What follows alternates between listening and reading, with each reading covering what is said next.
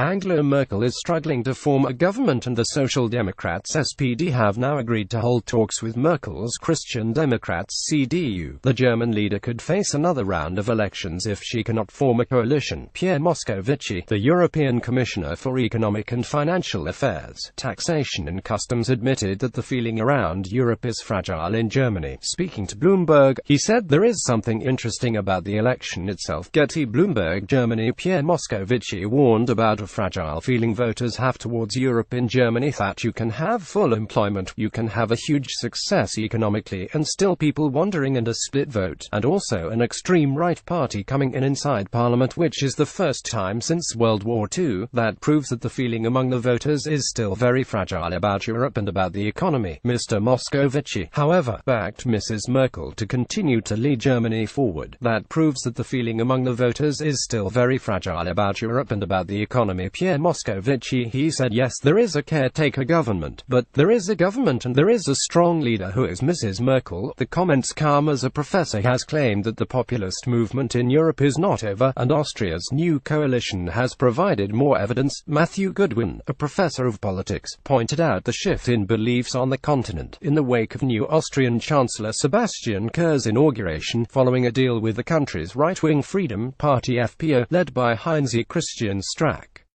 Tuesday, August 8, 2017. Angela Merkel. Through the years, Mr. Goodwin said the populist and centre-right are thriving because they understand that voters are not solely concerned about GDP and economic growth. Austria's sharp rightward turn is merely a symptom of a much broader challenge to the EU that is deep and growing, like Kurz and Strache, across the continent. An assortment of conservative, Eurosceptic and populist parties are seeking to take control of the EU project and push it in a fundamentally different direction, if not bring it down altogether.